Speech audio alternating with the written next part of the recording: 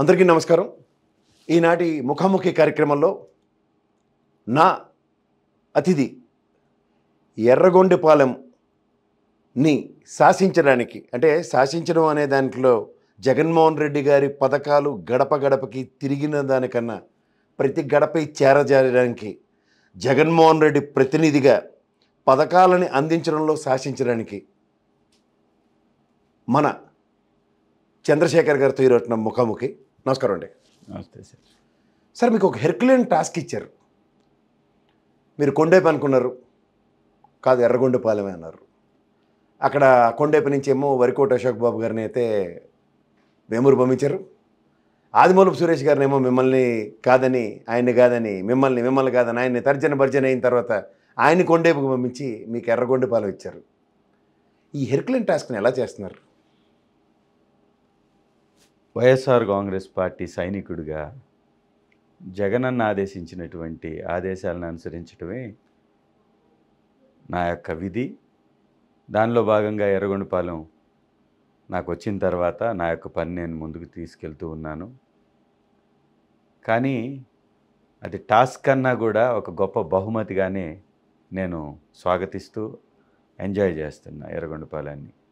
అంటే జగన్మోహన్ రెడ్డి గారి సైనికుడిగా, ఒక వీర విధేయుడిగా ఒక హెర్క్యులియన్ టాస్క్ని ఏమీ కాకుండా మీరు చేస్తున్నారు. ఎందుకంటే నేను నా నియోజకవర్గాల పర్యటనలో నేను ఎక్కువ ప్రాధాన్యత ప్రకాశం జిల్లాకే ఇచ్చాను. ఎందుకంటే ఆ వెనుకబాటుతనంతోనూ అక్కడ ఉన్న స్థితిగతులతో నేను చాలా చెల్లించిపోయాను. అపార్ట్ ఫ్రమ్ ఆల్ దట్, ఇప్పుడు ఇవాళ వెలుగొండ ప్రాజెక్ట్ ఆ మార్కాపురంలో సక్సెస్ చూస్తుంది దగ్గర, అంటే ఇంకా వర్షాలు పడితేనే దాన్ని నిజమైన ఫలాలు ప్రజలకు అందుతాయి.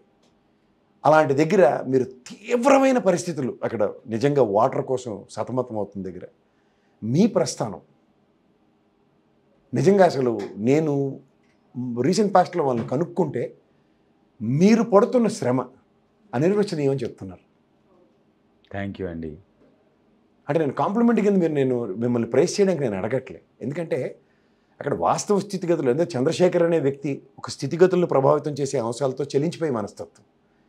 కానీ అలాంటి చలనం ఉన్న వ్యక్తిని జగన్మోహన్ రెడ్డి గారు చూస్ చేసుకోవడంలో మీరు ఆయన దృష్టికి ఎలా వచ్చారు? అది నా అదృష్టంగానే నేను భావిస్తున్నాను. ఎందుకంటే ఈ సమాజానికి ఏదో చేయాలనే దృక్పథంతో రాజకీయాల్లోకి వచ్చినటువంటి నాకు చేస్తే నిజంగా ఎర్రగొండపాలెనికే చెయ్యాలి అనే విధంగా ఇప్పుడున్న పరిస్థితులను చూస్తే నాకు అర్థమవుతుంది. అందుకే ఆ భగవంతుడు నాకు ఆ అవకాశాన్ని ఎర్రగొండపాలెంలో ఇచ్చినట్లుగా కనపడుతుంది. ఎందుకంటే అద్భుతమైనటువంటి అభిమానం కలిగినటువంటి ఆ గడ్డకి ఎంతో చేయవలసినటువంటి అవసరం ఉంది. మీరన్నట్టు తాగునీటి సమస్య కానీ, సాగునీటి సమస్య కానీ, ఉద్యోగ అవకాశాలు పెంపొందించడంలో కానీ, కావలసిన వనరులను ఏర్పాటు చేయడంలో కానీ, దీనంతటికన్నా మనిషి ఆదరణ చాలా ఎక్కువ అవసరం అన్నది కనబడింది నాకు. Yes, correct. ఎర్రగొండపాలెం నియోజకవర్గంలో ఉన్నటువంటి ప్రజలకి విపరీతమైనటువంటి అభిమానం వైఎస్ఆర్ కాంగ్రెస్ పార్టీ మీద, జగనన్న మీద ఉంది. ఇది వాస్తవం. జగనన్నని గుండెల్లో పెట్టుకొని ఒక దేవుడిలాగా కొలిసేటటువంటి జనాల్ని అక్కడ నేను చూశాను. నిజంగా చేస్తే వీళ్ళకే చెయ్యాలి అనేటటువంటి అవసరం కలిగినటువంటి వ్యక్తులను కూడా నేను అక్కడ గుర్తించాను. ఈ 100 సంవత్సరాల తర్వాత కూడా సంస్కృతి సాంప్రదాయాలని గౌరవించేటటువంటి ప్రజలు అక్కడ ఉన్నారు. ఏమీ చేయకపోయినా కూడా అక్కడ ప్రజలకి పార్టీని ఆదరించేటటువంటి తత్వం కలిగినటువంటి వ్యక్తులు ఉన్నారు. కాబట్టే వైఎస్ఆర్ కాంగ్రెస్ పార్టీ వచ్చిన 58 నెలల కాలంలో అక్కడ ప్రజలకి చిత్తశుద్ధితోటి మా ప్రభుత్వం పనులు చేసి పెట్టింది. కాబట్టి ఇంకా అభిమానం పెరిగింది. ఎర్రగొండపాలెం నియోజకవర్గానికి ఒక హాస్పిటల్ నిర్మించటం మా ప్రభుత్వంలో జరిగింది. ఆర్టీసీ బస్టాండ్ కానీ, అలాగే ఒక మంచి రైతు బజార్ని కానీ, టీటీడీ కళ్యాణ మండపాన్ని కానీ, క్రీడా ప్రాంగణాన్ని కానీ, అంబేద్కర్ భవన్ని కానీ, జూనియర్ కాలేజీని కానీ, ఒక సబ్స్టేషన్ని, ఇవన్నీ తీసుకొచ్చింది వైఎస్ఆర్ కాంగ్రెస్ పార్టీ ప్రభుత్వం, మా ప్రభుత్వం. కాబట్టే ప్రజలకి విపరీతమైన అభిమానం ఇంకా పెరిగింది అక్కడ. ఇక్కడ మీకు నేను గమనించింది ఏంటంటే, విపరీతమైన ఆదరణ జగన్మోహన్ రెడ్డి గారికి వైఎస్ఆర్సీపీ మీద పెరిగిన దగ్గర ఒక హ్యాట్రిక్ సాధించి ఒక మంత్రిగా ఉన్న ఆదిమూలపు సురేష్ గారిని మీరు రీప్లేస్ చేశారు. అభివృద్ధి సంక్షేమానికి పెద్దపీట వేస్తున్న జగన్మోహన్ రెడ్డి గారి ప్రభుత్వంలో నిజంగా ఊహకందని అభివృద్ధి జరిగింది. ఎందుకంటే ఒకప్పుడు మార్కాపురం నియోజకవర్గంలో ఉండే ఇవన్నీ వెనుకబడిన ప్రాతిపదిక మీద నియోజకవర్గాలుగా ఏర్పాటైన తదనంతరంలో ఎర్రగొండపాలెం చరిత్రలో ఇంత అభివృద్ధి ఈ టర్మ్లో సంతరించుకున్నంత ఇంక ఇప్పటిదాకా సంతరించుకోలేదు. అవునంటారా కాదంటారా? ఎస్, ఖచ్చితంగా. కానీ ఆ ప్రజలకి మనిషి ఆదరణ కరువైందనే చంద్రశేఖర్ గారు రీప్లేస్మెంట్ అన్నారు. ఖచ్చితంగా అది కాదు. ఎర్రగొండపాలెం నియోజకవర్గంలో ఆదిమూలపు సురేష్ గారు మంచి కార్యక్రమాలు చాలా చేశారు. అభివృద్ధి ఎస్, నేను ఒప్పుకుంటా దానికి. ఎస్. కానీ ప్రజల మనసులు గెలుచుకోవడంలో అంటే ఆదిమూలపు సురేష్ గారి యొక్క అవసరం కొండేపి ప్రాంతంలో ఉంది అని పార్టీ బలంగా నమ్మింది కాబట్టి వారిని అక్కడికి పంపడం జరిగింది తప్ప ఈ ఊహకి తావే లేదు. రెండవది, చంద్రశేఖర్ అనేటటువంటి నేను జగనన్న సైనికుడిగా, పార్టీకి వీర విధేయుడిగా, పార్టీ చేసినటువంటి మంచి పథకాలని లేదా మంచిని, అభివృద్ధిని మేము బలంగా వినిపించేటటువంటి ఒక గొంతుకగా నన్ను పార్టీ కూడా ఆదరించింది, అవకాశం ఇచ్చింది. కాబట్టే చిత్తశుద్ధితోటి పార్టీకి అక్కడ ఉన్నటువంటి ఆదరణ బట్టి నాకున్నటువంటి ఎక్స్పీరియన్స్, దాదాపుగా పార్టీ పెట్టినప్పటి నుంచి ఒక సామాన్య కార్యకర్తగా ఉన్నాను కాబట్టి సామాన్య కార్యకర్తకి ఏమి కావాలో, ఎలా సామాన్య కార్యకర్త ఒక రాజకీయ పార్టీ మీద ఆధారపడతాడు, ఆధారపడ్డ సామాన్య కార్యకర్తకి ఏమిస్తే పార్టీని హక్కును చేర్చుకుంటాడో అది నాకు తెలుసు. కాబట్టి నేను చాలా త్వరగా కనెక్ట్ అయ్యానని అనుకుంటున్నాను. దాంతోపాటు అక్కడ ఉన్నటువంటి ప్రజలు అమితమైనటువంటి అభిమానం కలిగినటువంటి వాళ్ళు. ఒక చిన్న సహాయం చేస్తే గుండెల్లో పెట్టుకునేటటువంటి వ్యక్తిత్వం కలిగినటువంటి ఓటర్ ఉన్నారు కాబట్టి నాకు త్వరగా కనెక్ట్ అవ్వడం జరిగింది. నేను నా నియోజకవర్గాల పర్యటనలో మీ నియోజకవర్గానికి ఎంపీ అభ్యర్థిగా చెవిరెడ్డి గారిని నియమించినప్పుడు ఆత్మీయ సమ్మేళనాలు జరిగాయి. నేను వాటిల్లో ముఖ్యంగా డోర్నాలు, పెద్ద అరవీడు, త్రిపురాంతకం, పుల్లల చెరువు, ఎర్రగొండపాలెం, వీటిలో నేను మోస్ట్ ఆఫ్ ద సభల్లో నేను కూడా పార్టిసిపేట్ చేశాను. ప్రజాస్పందన ఉంది. చెవిరెడ్డి భాస్కర్ రెడ్డి గారు అక్కడ నియోజకవర్గానికి ఎంపీగా, ఒంగోలు ఎంపీగా రాక మునిపే మిమ్మల్ని అక్కడ నియోజకవర్గ ఇన్ఛార్జిగా ప్రతిష్ఠించింది మీ పార్టీ. ఎస్, మానవ సంబంధాలు సరిదిద్దడానికి. దాంట్లో మీ ప్రయత్నం ఒక భగీరథ ప్రయత్నం కింద దాన్ని అభివర్ణించారు. ఇప్పుడు రాష్ట్ర స్థాయిలో మీకు తెలుసో తెలీదో ఎర్రగొండపాలెం మీద ఒక చర్చనీయాంశం ఉంది. ఒక భగీరథ ప్రయత్నం అంటే ఒక మంత్రిని రీప్లేస్ చేసిన డెబ్యూటెంట్. మీరు డెబ్యూటెంట్కి ఎంత హెర్క్యులెన్ టాస్క్ ఎందుకు ఇచ్చారు? అంటే మీ సామర్థ్యాన్న, లేకపోతే మీ సేవా తత్పరతన, లేదంటే మీ కమిట్మెంట్ టువర్డ్స్ పార్టీయా? Commitment towards party. పార్టీకి బలం ఉంది, ప్రజల యొక్క అండుంది, ప్రజల్ని పట్టుకొచ్చేటటువంటి నాయకుడు అక్కడ అవసరమని ప్రభుత్వం, పార్టీ నమ్మింది కాబట్టి పార్టీకి ఒక సైనికుడిగా, జగనన్నకి ఒక సేవకుడిగా, ప్రజలకి సేవ చేసే వ్యక్తిగా నన్ను గుర్తించింది కాబట్టే నన్ను అక్కడ రిప్లేస్ చేశారు. అంటే ఇక్కడ రిప్లేస్మెంట్కి ఒక రీజన్ కూడా ఉంది. ఎందుకంటే హయ్యెస్ట్ ప్రయారిటీ ఇచ్చి ఒక మంత్రి నియోజకవర్గం అని, ఒక అభివృద్ధి సంక్షేమం అన్న దాంట్లో నభూతో నా భవిష్యత్ ఈ 5 సంవత్సరాల్లో మీరు చెప్పండి, ఒక ఇన్ఛార్జిగా ఎంత అభివృద్ధి, ఎంత సంక్షేమానికి ధనం వెచ్చించబడింది మీ నియోజకవర్గానికి? మా నియోజకవర్గంలో దాదాపుగా 2,07,000 మంది ఓటర్లు ఉంటే 1,86,000 మందికి పథకాలు అందాయి. ఓకే, అది ఒక కుటుంబంలో 50,000 అంది ఉండొచ్చు, ఇంకొక కుటుంబంలో 15 లక్షలు అంది ఉండొచ్చు. అలాగే అనేక రకాలైనటువంటి విద్యా వ్యవస్థలను ఏర్పాటు చేయడం జరిగింది మా యొక్క నియోజకవర్గంలో. నేను కూడా చూశాను నాడు నేడు స్కూళ్ళ యొక్క పరివర్తన. ఒక మురికిమాల తాండా అనేటటువంటి ప్రాంతంలో అద్భుతమైనటువంటి స్కూల్ నిర్మాణం జరిగింది. ఈ రాష్ట్రంలో మొట్టమొదటిగా కట్టినటువంటి మంచి స్కూల్స్లో 2 స్కూల్స్ని, ఒకటి పుల్లల చెరువు, ఒకటి ఎర్రగొండపాలెంలో నిర్మించడం జరిగింది. గిరిజన హాస్పిటల్ నిర్మాణం జరిగింది. 100 పడకల హాస్పిటల్ నిర్మాణం ఎర్రగొండపాలెంలో జరిగింది. ఇదంతా కూడా మా ప్రభుత్వం ద్వారా వచ్చినటువంటి అభివృద్ధే కాబట్టి ఖచ్చితంగా ప్రజల్లో కూడా ఆ మద్దతు ఉంది. ఇవాళ ఎర్రగొండపాలెంకి చంద్రశేఖర్నే ఎందుకు అక్కడ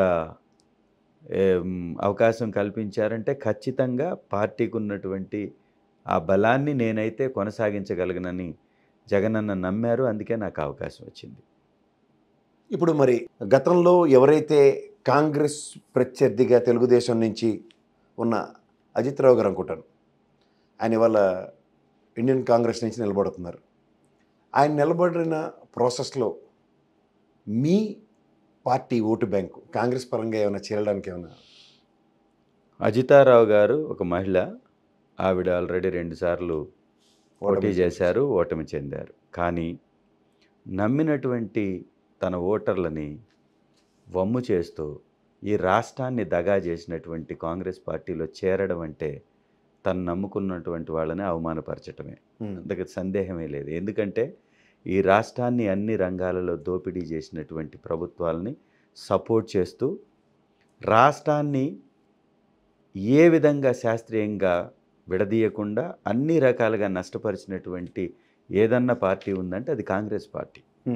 ఇవాళ తెలంగాణ ఆర్థికంగా బలపడి ఆంధ్ర ఆర్థికంగా చితికిపోతుంది అంటే కారణం కాంగ్రెస్ పార్టీ చేసినటువంటి ఆ బైఫర్కేషన్. సాంకేతికంగా ఆర్థికంగా ఏ రకంగా కూడా నియమాలను పాటించకుండా అశాస్త్రీయంగా విడదీసింది, ప్రజల్ని దగా చేసింది. వైఎస్ఆర్ కాంగ్రెస్ పార్టీ రాక మునుపు కాంగ్రెస్ పార్టీకి జవజీవాలు పోసినటువంటి వైఎస్ గారి కుటుంబాన్ని ఎంతో అవమానపరిచింది. జగనన్న గారిని విపరీతంగా కష్టపెట్టింది ఆ పార్టీ. ఇవాళ ఆ కాంగ్రెస్ పార్టీకి వైఎస్ఆర్ గారి కుటుంబమే మళ్ళీ కావాల్సి వచ్చింది కాబట్టే షర్మిలమ్మ గారిని మధ్యలో పెట్టేసి నాటకాలు ఆడుతుంది కాంగ్రెస్ పార్టీ. అలాంటి దగా చేసిన కాంగ్రెస్ పార్టీకి సపోర్ట్గా నిలబడ్డటువంటి అజితమ్మ గారికి సపోర్టర్స్గా ఎవ్వరూ నిలబడరు.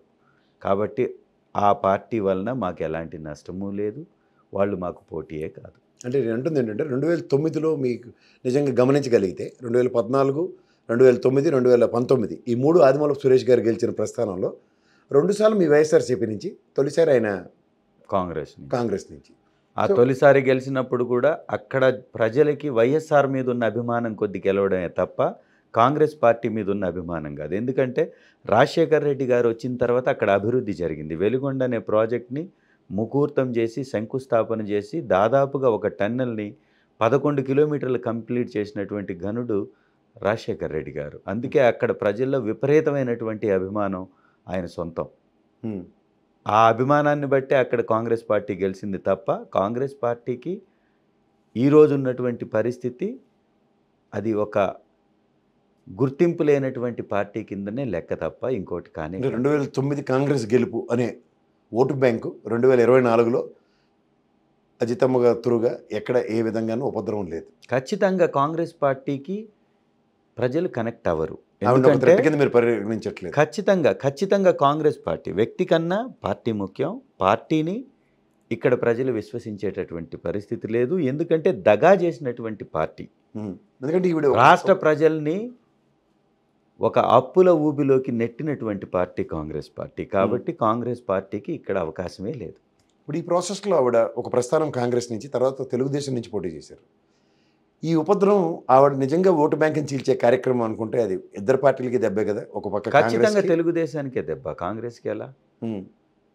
వైసీపీకి వైఎస్ఆర్ కాంగ్రెస్ పార్టీ అభిమాని ఎవరు కూడా ఇతరత్ర పార్టీల వైపు చూడరు.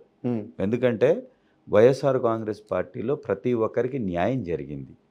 పార్టీ అంటే విపరీతమైన అభిమానం ఉంది. కాబట్టి ఎట్టి పరిస్థితుల్లో డివిజన్ అనేది మా పార్టీలో జరగదు. ఆవిడ కాంగ్రెస్ పార్టీ తెలుగుదేశం పార్టీ నుంచి గతంలో పోటీ చేశారు కాబట్టి తన పరిచయాలు కానీ తనకున్నటువంటి క్యాడర్ కానీ తెలుగుదేశం వైపు నుంచి ఏమైనా డైవర్ట్ అవుతుందేమో తప్ప మా పార్టీ నుంచి డైవర్ట్ అయ్యే అవకాశమే లేదు. అలా మాటకు వస్తే ఎరిక్సన్ బాబు గారికి కూడా ఉపద్రవం ఉంది ఆవిడ నుంచి. ఎందుకంటే గతంలో ఆవిడ పక్కన తెలుగుదేశం ఓటు బ్యాంకు చీల్చే అవకాశం ఉందంటారా? ఎరిక్సన్ బాబు గారికి వాళ్ళ పార్టీలోనే ఉపద్రవాలు చాలా ఉన్నాయి. ఆవిడేముంది, ఆ పార్టీలోనే 4 ముక్కలుగా చీలిపోయినటువంటి పరిస్థితి ఎర్రగొండపాలెంలో ఉంది.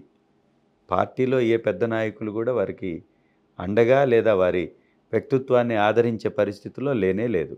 ఎర్రగొండపాలెంలో వైఎస్ఆర్సీపీ అసమ్మతుల్ని ఎరిక్సన్ బాబు గారు చేరదీస్తున్నట్టుగా ఒక వెనక మాట ఒకటి ఉంది. వైఎస్ఆర్ కాంగ్రెస్ పార్టీ అనేది ఒక సముద్రం లాంటి పార్టీ. ఎర్రగొండపాలెంలో విపరీతమైనటువంటి నాయకత్వం కలిగినటువంటి పార్టీ. ఎవరన్నా అవకాశాలు దొరక్క వారేదన్నా అసంతృప్తితో ఉంటే అది అలవాటుగా మార్చుకొని వెన్నుపోటు రాజకీయాలు చేసేటటువంటి తెలుగుదేశం పార్టీ ఖచ్చితంగా ఆ వైపుగా అడుగులు వేస్తుంది. ఎలక్షన్ అనేటటువంటి యుద్ధ రంగంలో వీరుల్లాగా పోరాడి గెలిచిన చరిత్ర చంద్రబాబు నాయుడికే లేనప్పుడు వీళ్ళకి ఎందుకు ఉంటుంది? అడ్డగోలు రాజకీయం, వెన్నుపోటు రాజకీయం వాళ్ళ పేటెంట్. కాబట్టి అలాంటి రాజకీయానికి అలవాటుగా మార్చుకొని వారు చేస్తున్నారు కాబట్టి వారి గ్రాఫ్ రోజు రోజుకి పడిపోతుంది. ఎర్రగొండపాలెం నియోజకవర్గంలో ఒక నామినేషన్ కార్యక్రమానికి నేను ఒక చిన్న ఆహ్వానాన్ని పలికితే చరిత్రలో రానటువంటి జనాభా జనసమూహం అక్కడికి వచ్చింది అంటే ఎంత అభిమానం వైఎస్ఆర్ కాంగ్రెస్ పార్టీ మీద అక్కడ నాయకులకి కార్యకర్తలకు ఉందో అది దానికి ఒక పెద్ద ఉదాహరణ. కాబట్టి అలాంటి నాయకులు ఎవరు కూడా పోరు తెలుగుదేశం వైపు. మీకు ఇంత ఆదరణ నుండి నిన్న నిజంగా మీ నామినేషన్కి వచ్చిన ప్రభంజనం ఒక చర్చనీయాంశమైన ఉదంతంలో ఒక నియోజకవర్గ ఇన్ఛార్జ్గా మీరు ఇనిషియల్గా వెళ్ళినప్పుడు మీరు ఇందాకలా తెలుగుదేశం పార్టీ వెన్నుపోటుదారులు వెనక నుండి పనులు చేసేవాళ్ళు ఇవన్నీ బాగానే చెప్పారు. మీ ఫ్లెక్సీలు ఇష్టం వచ్చినట్టు చింపేయడానికి గల కారణం ఏంటి? ఖచ్చితంగా తట్టుకోలేనటువంటి మనస్తత్వం, ఆదరణ తట్టుకోలేని అపోజిషనా? ఖచ్చితంగా అపోజిషనే ఖచ్చితంగా. మీరేంటి సార్ ప్రతిదానికి వాళ్ళ మీదే నెట్టుతున్నారు, కానీ మీ నియోజకవర్గంలో మీ మీద ఉన్న అసమ్మతి వర్గం అన్నది ఒకటి ఉందన్నది విపరీతంగా చర్చించబడుతుంది. కనీసం పరిగణలోకి కూడా తీసుకోరా? ఖచ్చితంగా లేదు. నాతో పాటు ఫ్లెక్సీలు చింపేసిన తర్వాత కూడా మీరు గుండెల్లో పెట్టుకుని నా పార్టీ కార్యకర్తలు చేరని మీరు విశ్వసనీయంగా 100% మా పార్టీ కార్యకర్తలు ఎవరు మమ్మల్ని ఆ విధంగా చేసే పరిస్థితే లేదు. ఎర్రగొండపాలెంలో మరీ ముఖ్యంగా లేదు. కానీ మాకున్న బ్యాక్గ్రౌండ్ చెక్లో అంటే నేను పర్యటించిన ఉదంతంలో ఒక ప్రాపర్ ఇన్ఫర్మేషన్ ఉంది. మీకు బాలినేని గారి సపోర్ట్ వలన ఓ చిన్న పొరపచ్చలు అక్కడ కొంతమందికి వచ్చాయి అన్నది క్యారీ అవుతుంది. బాలినేని గారి సపోర్ట్ 100కి 100% నాకు ఉంటుంది. మీకు ఆయన ఆశీర్వాదంతోనే మీకు టికెట్ వచ్చిందని. ఎస్, కాబట్టి ఉంటుంది. కొంతమందికి చాలా కడుపు మండిన వాళ్ళే మీ ఫ్లెక్సీలు చింపారన్నది. కడుపు మండాల్సినటువంటి అవసరం ఏముంది? ఎవరికైనా ఎవరి అవకాశాలు వారికి వస్తాయి. అంటే అక్కడ ఆదిమూలపు సురేష్ గారిని కాదని మీకు అవకాశం కల్పించబడిందని. ఆదిమూలపు సురేష్ గారికి ఇంకొక చోట అవకాశం కల్పించారు కదా. అలాంటప్పుడు అసలు ఎక్కడ సమస్య వస్తుంది? ఇప్పుడైతే కొండేపులో మీ సంతలో దాన్ని ఏమంటారు, ఎర్రగొండపాలెం నియోజకవర్గంలో అసమ్మతులు గ్రూపులు లేవంటారా? 100% లేవు. అందరినీ కలుపుకొని ముందుకు వెళ్తున్నారు. ఖచ్చితంగా. ఫ్లెక్సీలు చింపిన వాళ్ళైనా సరే క్షమాగుణంతో నో ప్రాబ్లం అని వదిలేయగలుగుతున్నారా? ఫ్లెక్సీలు చింపింది ఖచ్చితంగా అపోజిషన్ పార్టీ వాళ్ళు. కాబట్టి అలాంటి వాళ్ళని మనం పట్టించుకోవాల్సిన అవసరం లేదు. రాజకీయాల్లో ఎత్తులు పై ఎత్తులు ఇవన్నీ సహజంగా ఉంటాయి. వైఎస్ఆర్ కాంగ్రెస్ పార్టీ మంచి చేసి ఓటు అడిగేటటువంటి పార్టీ. మా విధానాలని మేము గర్వంగా మా జెండాకున్న అజెండా అని చెప్పి ఓటు అడిగేటటువంటి జగనన్న సైనికులం మేము. కాబట్టి మాకు పక్కన వాడు ఏం చేస్తున్నాడని పట్టించుకోవాల్సిన అవసరమే అంతకంటే లేనే లేదు. అంటే సంక్షేమం ఎంత చేసాం, అభివృద్ధి ఎంత చేసాం, సంక్షేమం ఫిగర్ చెప్పగలరా? ఎంత చేశారో మీ నియోజకవర్గానికి? సంక్షేమ పథకాల ద్వారా అంటున్నారా? ఖచ్చితంగా సరైనటువంటి సంఖ్య నా దగ్గర లేదు, కానీ గతంలో ఎన్నడూ చెయ్యనటువంటి విధంగా చేశాం. ఎప్పుడు ఎవరు కూడా చరిత్రలో చూడనటువంటి సంక్షేమ పథకాలని జగనన్న ప్రభుత్వం ద్వారా 175 నియోజకవర్గాల్లో అగ్రిగేట్ 2,800 కోట్ల నుంచి 3,500 కోట్లు నియోజకవర్గాలకి అభివృద్ధి సంక్షేమం చేసిన దాంట్లో నాకున్న స్టాటిస్టిక్స్ ప్రకారం మీ నియోజకవర్గానికి దగ్గర 3,280 కోట్లు ఖర్చు పెట్టబడింది అన్నది. అదే సంఖ్య నా దగ్గర లేదు కాబట్టి మనం అఫీషియల్గా మాట్లాడుతున్నప్పుడు సరైనటువంటి సంఖ్యతో మాట్లాడాలి. కాబట్టి దాదాపు 3,000 కోట్ల పైచిలుకు సంక్షేమ పథకాల ద్వారా అందాయి. ఒక డ్వాక్రా రుణాల మాఫీ విషయంలో కానీ, లేకపోతే రైతులకు ఇచ్చినటువంటి రైతు భరోసా ద్వారా కానీ, అమ్మఒడి ద్వారా కానీ అనేక రకాలైనటువంటి పథకాల ద్వారా పెద్ద ఎత్తున చరిత్రలో చూడనటువంటి విధంగా అక్కడ సంక్షేమ పథకాలు అందాయి.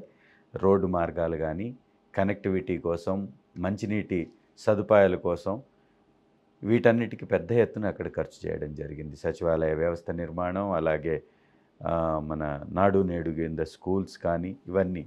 ఇప్పుడు మీకున్న ఎర్రగొండపాలెం, పొలాల చెరువు, త్రిపురాంతకం, దోర్నాల, పెద్ద అడవి, వీటిల్లో ఎన్ని సచివాలయాలు వచ్చి ఉంటాయి సార్ మీకు?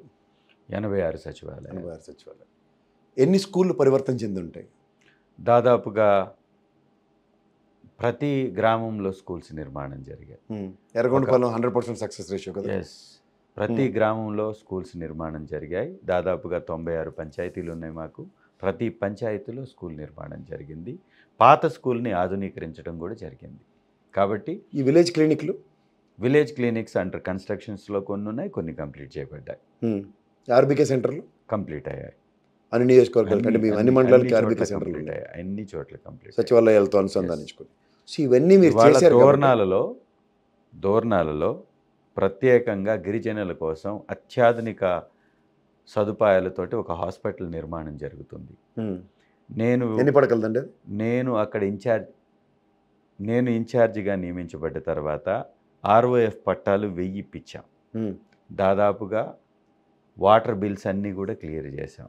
ఇదే మీరు వాటర్ బిల్స్ క్లియర్ చేయడంలో మీరు అత్యంత శ్రద్ధ చూపించి ఇవాళ అక్కడ అల్లాడుతున్న ప్రజలకి చంద్రశేఖర్ అనే వ్యక్తి భరోసా, అంటే జగనన్న భరోసా లాగా అంత భరోసా ఇస్తున్నారని తెలిసింది. ఖచ్చితంగా అది ఇన్ఛార్జిగా తీసుకున్న వెంటనే ఎన్ని బోర్లు కొట్టించారు సార్? దాదాపు 46 బోర్లు కొట్టించాం. 3 టర్ముల మంత్రిగా చేసిన వ్యక్తి 46లో బోర్ల యొక్క ప్రాధాన్యత ఆయనకి తెలియలేదనా? ఖచ్చితంగా వారి హయాంలో కూడా వేశారు. సరిపడా బోర్లు లేవు. ఇప్పుడు స్వతంత్రం వచ్చిన 75 సంవత్సరాల తర్వాత కూడా తాగునీటి కోసం అల్లాడుతున్నారు ప్రజలంటే అంతకుముందు ప్రభుత్వాలు పూర్తిగా విస్మరించాయని అర్థం. అంటే మీ 5 ఏళ్ల ముందు ఉన్న ప్రభుత్వాలు కన్సిడర్ చేయలేదంటారా? ఖచ్చితంగా చేయలేదు. ఆదిమూలపు సురేష్ గారు అపోజిషన్ లీడర్గా ఉండి, అంటే అపోజిషన్ పార్టీలో ఉన్నందుకు ఆయన గలం సరిగ్గా వినలేదా? వైఎస్ఆర్ కాంగ్రెస్ పార్టీ ప్రభుత్వం 58 నెలల కాలంలో వచ్చిన తర్వాత చాలా చోట్ల బోర్లను ఏర్పాటు చేయడం జరిగింది. అంతకుముందు తెలుగుదేశం పార్టీ ప్రభుత్వ హయాంలో అక్కడ బోర్ నిర్మాణాలు జరగలేదు, బోర్లు వేయలేదు, డ్రైనేజ్ వ్యవస్థ నిర్మాణాలు జరగలేదు, రోడ్లు నిర్మాణాలు జరగలేదు.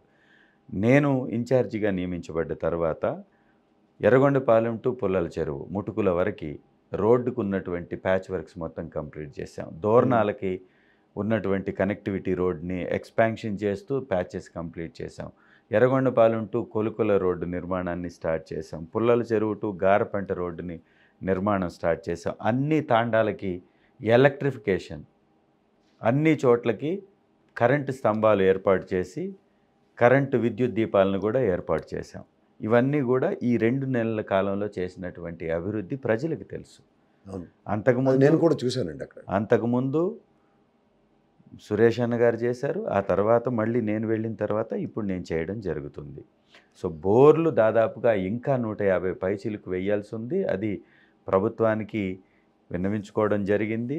గౌరవ కలెక్టర్ గారు అప్రూవల్ కూడా ఇచ్చారు. కాకపోతే ఎలక్షన్ కోడ్ వలన ఆపివేయడం జరిగింది. ఈ ఎలక్షన్స్ అయిపోతే 150 బోర్లు అత్యంత ప్రాధాన్యత కింద ముఖ్యమైనటువంటి ప్రాంతాల్లో వేసేటటువంటి ప్రతిపాదన ఉంది.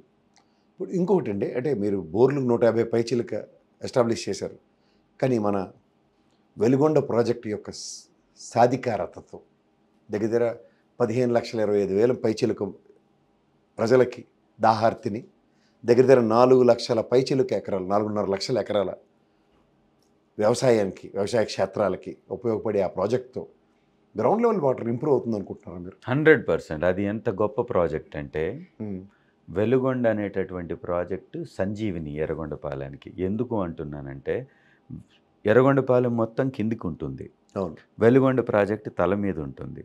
అంటే గంగమ్మ తల్లి ఎర్రగొండపాలెం నెత్తిన తలపై ఉంది. ఆ కొండల నడుమ చిన్న చిన్న గ్యాప్స్ని ఆర్సీసీ కాంక్రీట్ వాల్స్ వేయడం వలన అది న్యాచురల్ రిజర్వాయర్గా మారినటువంటి పరిస్థితి. ఆ రిజర్వాయర్లోకి ఈ 2 టన్నెల్స్ ద్వారా శ్రీశైలంలో ఉన్నటువంటి వాటర్ని 53 టీఎంసీలు తరలించేటటువంటి గొప్ప ప్రాజెక్ట్.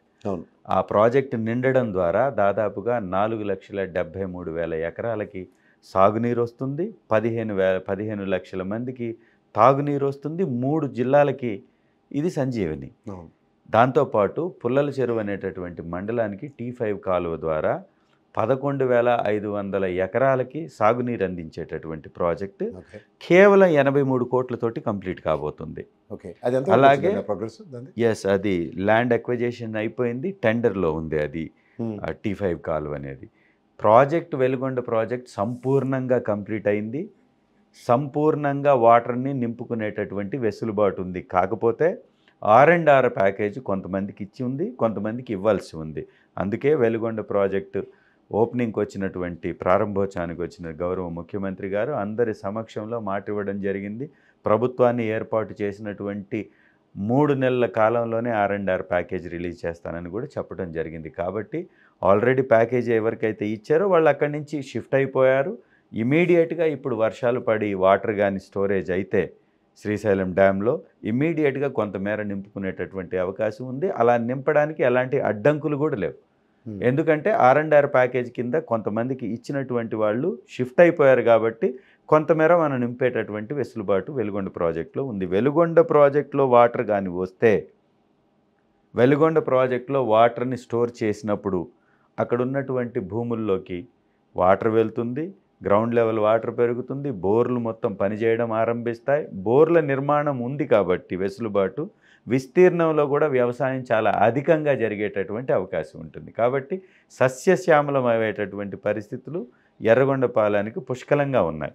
మీకున్న 5 మండలాల్లో పుల్లల చెరువుని వితిన్ స్పాన్ ఆఫ్ 6 months మీరు దాన్ని సక్సెస్ఫుల్ ఒక అగ్రికల్చర్ సెక్టర్ కింద దాన్ని డెవలప్ చేయగలుగుతారా? ఖచ్చితంగా 1 year లోపల 1 year ఖచ్చితంగా 1 year లోపల ఎర్రగొండపాలెం నియోజకవర్గంలో ఉన్నటువంటి వ్యవసాయ భూములన్నిటికీ వాటర్ ఇచ్చేటటువంటి కెపాసిటీ మా ప్రభుత్వానికి ఉంది.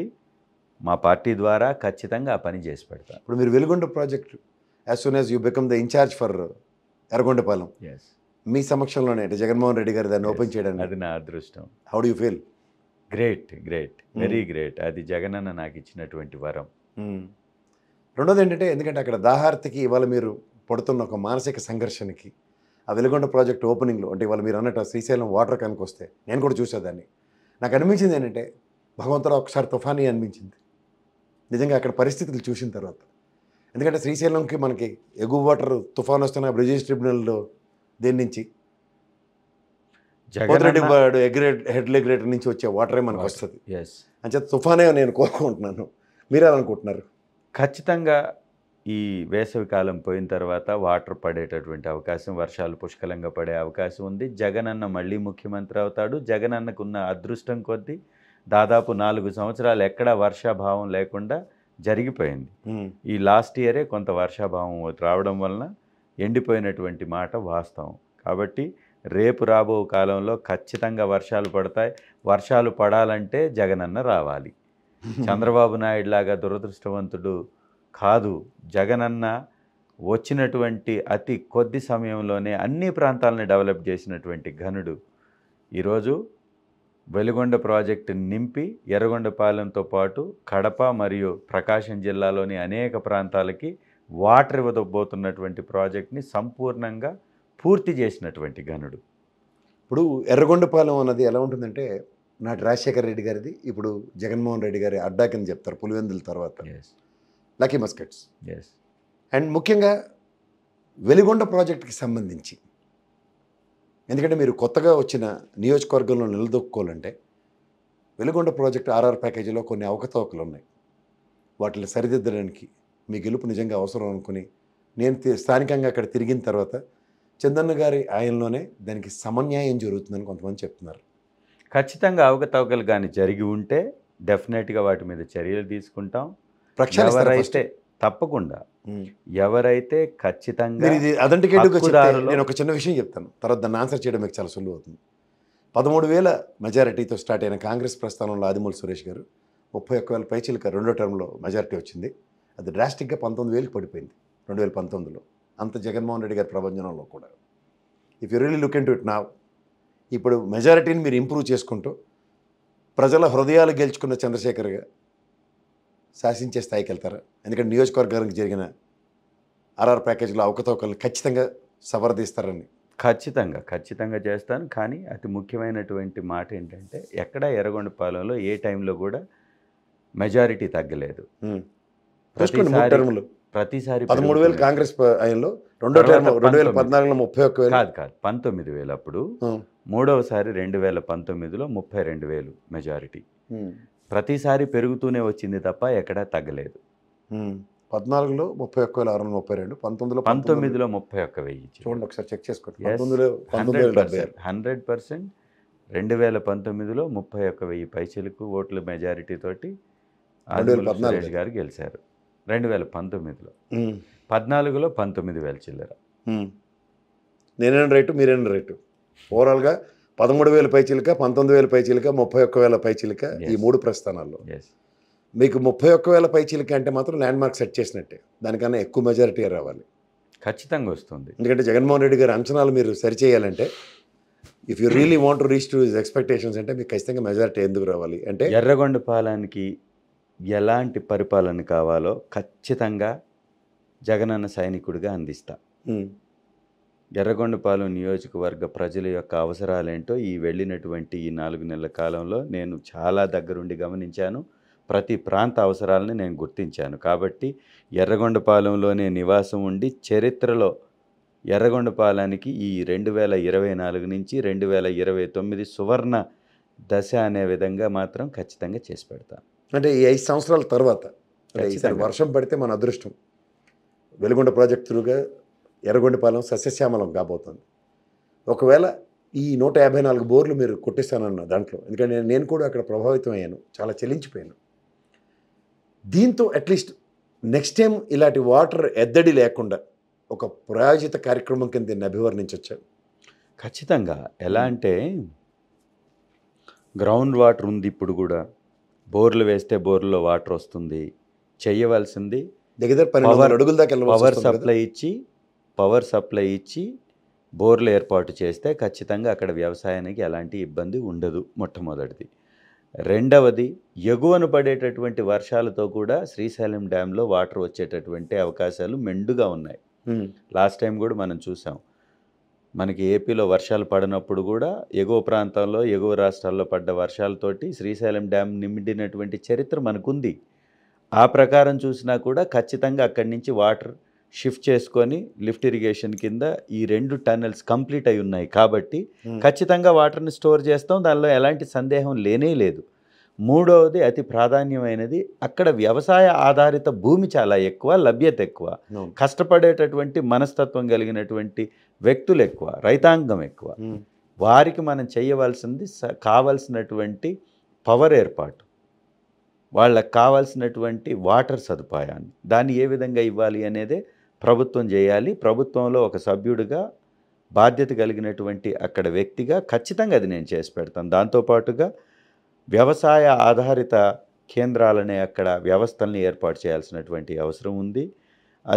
ఎర్రగొండపాలెం అనేది చాలా మంచి నియోజకవర్గం. ఎలా అంటే ఇటు కర్నూలుకి కానీ, ఇటువైపున బెంగళూరుకి కానీ, హైదరాబాద్కి కానీ, విజయవాడకి కానీ 4 గంటల నుంచి 6 గంటల లోపల ప్రయాణంతో రీచ్ అయ్యేటటువంటి ప్రాంతం. అన్నిటికీ అనుకూలమైనటువంటి ప్రాంతం. అక్కడ కానీ పరిశ్రమలను తీసుకురాగలిగితే యువతకి విపరీతమైనటువంటి అంటే పరిశ్రమలు అంటే నేను తిరిగి ఉపాధి కలుగుతుంది. వెలుగొండ ప్రాజెక్ట్ సక్సెస్తో ఒక విధంగా వాటర్ ప్రాబ్లమ్స్ కనుక రిజాల్వ్ అయితే ప్రకాశం, మార్కాపురం పరిసర ప్రాంతాల్లో ఒక 70,000 ఎకరాల పైచిలుక ప్రభుత్వ భూమి ఉంది. ఇండస్ట్రియలైజేషన్ పట్ల మీ కమిట్మెంట్ ఎలా ఉండబోతుంది?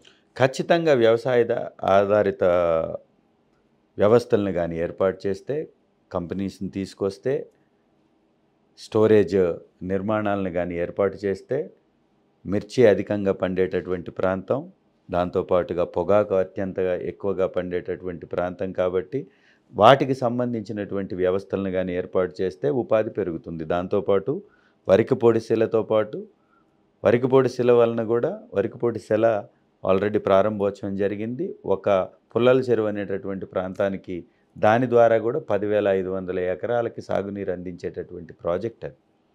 సో దాని ద్వారా కూడా వాటర్ స్టోరేజ్ని, వాటర్ సోర్సెస్ని క్రియేట్ చేసుకునేటటువంటి అవకాశం ఉంది. త్రిపురాంతకానికి సాగర్ వాటర్ వస్తుంది. ఆ సాగర్ వాటర్తో త్రిపురాంతకంలో ఎలాంటి సమస్య లేదు. సాగర్ వాటర్ కానీ వచ్చిందంటే ఖచ్చితంగా త్రిపురాంతకానికి ఏ ఇబ్బంది ఉండేటటువంటి పరిస్థితి లేదు. కావాల్సింది ఏంటంటే త్రిపురాంతకం ఆ సాగర్ కెనాల్ మీద ఒక బ్రిడ్జ్ నిర్మాణం జరగాలి. ఎందుకంటే పుల్లల చెరువు టు త్రిపురాంతకం మధ్యలో ఆ రోడ్డు మార్గాన్ని విస్తరించి ఖచ్చితంగా కానీ చేస్తే ఈ పండినటువంటి పంటని ఈ వ్యవసాయ కేంద్రాలకి తరలించుకునేటటువంటి వెసులుబాటు ఉంటుంది. కోల్డ్ స్టోరేజ్ల నిర్మాణం జరుగుతుంది. ఖచ్చితంగా పక్క గ్రామాల నుంచి కూడా, పక్కనున్నటువంటి మండలాలు, కాన్స్టిట్యున్సీల నుంచి కూడా అక్కడికి రైతులు వచ్చే అవకాశం ఉంటుంది. కాబట్టి ఇవన్నీ చేస్తే ఉపాధి పెరుగుతుంది, రైతులకి విపరీతమైనటువంటి లబ్ధి జరుగుతుంది. ఇవన్నీ కూడా ఒక ప్రణాళికతోటి ముందుకు వెళుతున్నాం. ఐటీ రంగాన్ని కూడా అభివృద్ధి చేయాల్సినటువంటి అవసరం ఉంది. ఎందుకంటే అతి దగ్గరగా హైదరాబాద్కి ఉండేటటువంటి ప్రాంతం అది. ఇవాళ హెడ్ క్వార్టర్స్కి మా మేనిఫెస్టో ద్వారా 2000 కోట్లతోటి హెడ్ క్వార్టర్స్ అన్నిటిని కూడా ఆధునీకరిస్తామని చెప్పేసి జగనన్న చెప్పాడు. కాబట్టి చెప్పాడంటే చేస్తాడు. కాబట్టి 2000 కోట్ల పెట్టుబడులు ఆ హెడ్ క్వార్టర్స్లో వస్తే ఐటీ రంగం కూడా పెరిగేటటువంటి అవకాశం ఉంటుంది. ఆల్రెడీ ఒంగోలులో ఐటీ కంపెనీస్ ఉన్నాయి, వాటిని విస్తరించేటటువంటి అవకాశం ఉంటుంది. రవాణా మార్గం ఉంది, ఇటు చెన్నైకి ఈవెన్ మీ ఇటు బెంగళూరుకి. మేనిఫెస్టోలో కూడా చాలా క్లియర్గా చెప్పాడు కదా, ప్రతి నియోజకవర్గానికి ఒక స్కిల్ డెవలప్మెంట్ ఎస్ ఎస్ ఇది ఇస్తానండి. కరెక్ట్. సో అది మీ నియోజకవర్గానికి ఉపయోగపడుతుంది ఖచ్చితంగా యువతని. సో మీ 5 మండలాలకి మీరు ఒక ప్రణాళిక సిద్ధం చేసుకున్నారు. ఎస్, ప్రజల్లో మమేకమై తిరుగుతూ వాళ్ళ స్థితిగతులను ప్రభావితం చేసే ప్రతి అంశానికి తగ్గట్టు కార్యాచరణ స్కిల్ డెవలప్మెంట్ సెంటర్ ఏర్పాటు వలన యువతలో నైపుణ్యం పెరిగి వివిధ రంగాల్లో వాళ్ళు నైపుణ్యంతో ఉండడం వలన వాళ్ళకు ఉపాధి పెరుగుతుంది ఖచ్చితంగా. ఇది చాలా అవసరం కూడా. ప్రతి గ్రామంలో ప్రతి కాన్స్టిట్యున్సీలో ఏర్పాటు చేయడం వల్ల రాష్ట్రం మొత్తం సస్యశ్యామలం అవుతుంది. ఇక్కడ మీకు ఇది కూతవేడి దూరంలో ఉన్న మాచర్ల నియోజకవర్గం నిజంగా పర్యావరణ అనుమతులు, ఫారెస్ట్ డిపార్ట్మెంట్ అనుమతుల కోసం జగన్మోహన్ రెడ్డి గారు నిరంతర శ్రామికుడిగా సాధించిన విజయం ఒకటి ఉంది. అలాగే కొల్లేరు పరిసర ప్రాంతంలో అబ్బాయి చౌదరి గారి ఆధ్వర్యంలోను, పెన్నిలి గారి ఆధ్వర్యంలో 2 ఫారెస్ట్ ప్రాజెక్ట్స్ శాంక్షన్ చేసుకోగలిగారు, రోడ్లకి, వాటర్ దీనికి.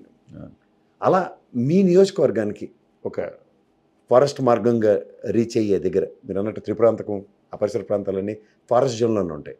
రోడ్డు వైడనింగ్కి ఫారెస్ట్ డిపార్ట్మెంట్ని ఒప్పించడానికి మీ ప్రయత్నం ఏమైనా మొదలవబోతుందా? లాస్ట్ టైం మేము ఒకసారి ఒక వన్ మంత్ ఎందుకు చెప్తున్నానంటే, జగన్మోహన్ రెడ్డి గారి డైనమిజమ్స్ గురించి చెప్పాలంటే దేశంలో 84 ఫారెస్ట్ ప్రాజెక్ట్స్ ఉంటే 2 ప్రాజెక్ట్స్ 84లో 2 ప్రాజెక్ట్స్ శాంక్షన్ అయ్యాయి. ఆ 2 ఆంధ్రప్రదేశ్లో.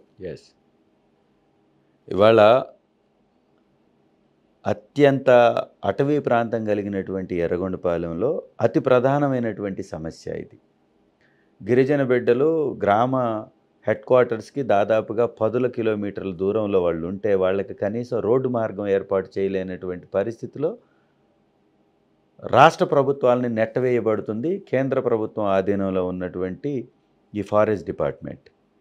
కనీసం వాళ్ళకి ఒక మట్టి మార్గం వేసుకోవడానికి కూడా అవకాశం ఇవ్వని పరిస్థితుల నుంచి ఇవాళ చెంచుగూడాలకి, లంబాడి తాండాస్కి రోడ్డు మార్గాల ఏర్పాటుతో పాటు ఎలక్ట్రికల్ పోల్స్ను కూడా ఏర్పాటు చేసినటువంటి ప్రభుత్వం వైఎస్ఆర్ కాంగ్రెస్ పార్టీ ప్రభుత్వాన్ని. గారపెంట అనేటటువంటి విలేజ్లో ఇవాళ ఎలక్ట్రికల్ పోల్స్ని ఏర్పాటు చేస్తున్నాం, రోడ్డును కూడా వేస్తున్నాం. అటవీ శాఖ అధికారుల నుంచి అనుమతులతోటే ఆ మార్గాన్ని కూడా వేస్తున్నాం. పుల్లల చెరువు హెడ్ క్వార్టర్ నుంచి గారపెంట వరకు వేస్తున్నాం. అలాగే వేయవలసినటువంటి రోడ్లు చాలా ఉన్నాయి. చింతల, చినారుట్ల, తుమ్మల బయలు, ఇవన్నీ ప్రాంతాలకి కరెంటు సప్లై చాలా ఇబ్బందికరమైనటువంటి పరిస్థితి ఉంది.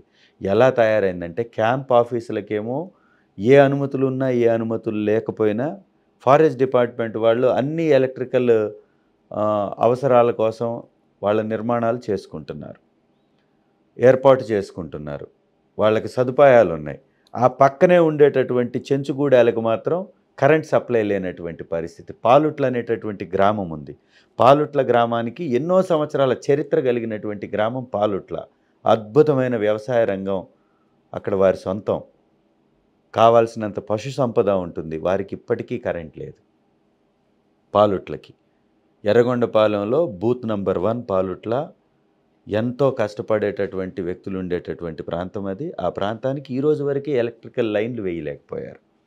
కారణం ఏంటి అంటే ఖచ్చితంగా వేయిస్తాను. దాన్ని వేయించడానికి ఎంతవరకైనా పోరాడతాం. వారికి మాటిచ్చాం, మాటిస్తే వెనక్కి వెళ్ళేటటువంటి పార్టీ మాది కాదు కాబట్టి ఖచ్చితంగా చేసి పెడతాం. అంటే నాయకుడు మాటిస్తే మడమ తెప్పుడు, ఆయన ప్రతిష్ఠించిన ఆయన సైనికుడిగా మాకు కూడా సైనికుడు కూడా మాటిస్తే మడమ తెప్పుడు ఖచ్చితంగా. With a good note. All the best mister Chandrashekar. Thank you so much sir. Thank you so much.